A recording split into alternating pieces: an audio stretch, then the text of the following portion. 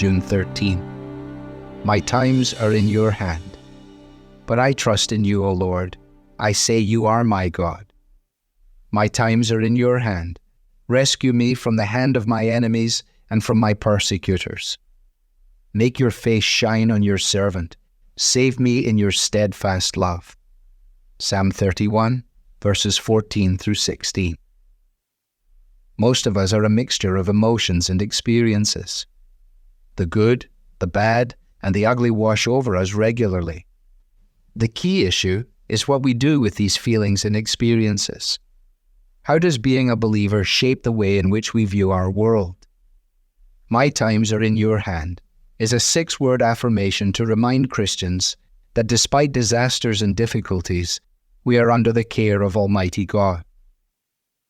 In the opening verses of Psalm 31, it is apparent that David is in anguish.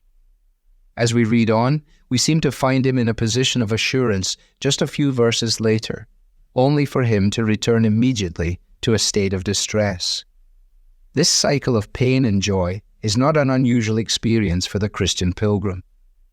In fact, the recurrence of disappointment and discomfort is fairly common along the path of faith.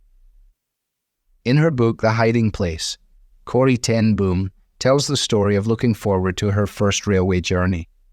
Although her trip was not for many weeks, she would regularly go to her father and ask him if he had the tickets.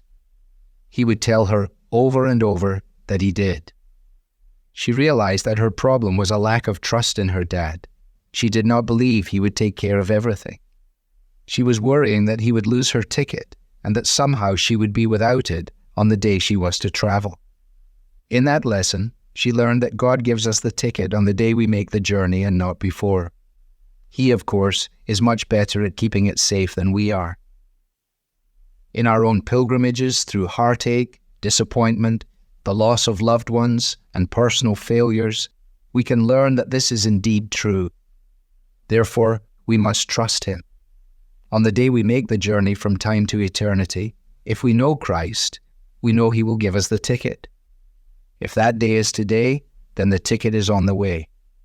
If not, then what is the use in lying awake and letting our emotions control us and our worries crowd in on us? We are not at the mercy of arbitrary impersonal forces. We are in the hand of our loving God. He says to us, "Come to me, all who are weary and heavy laden. Come to me with all your burdens, fears, panics, anxieties, and heartaches. Take my yoke upon you. Live underneath my loving rule, because my yoke is easy and my burden is light, and you will find rest for your souls forever." This is your security. Your times, short or long, rich or poor, sad or happy, are in His hand. He will give you good works to do each day, and then on your last day, He will bring you safely through to the place where your days are infinitely long, unimaginably rich, and unutterably happy.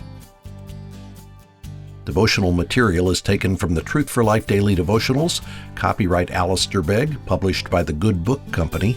This reading was digitally created for Truth for Life and is used with permission. For more clear, relevant Bible teaching, visit truthforlife.org.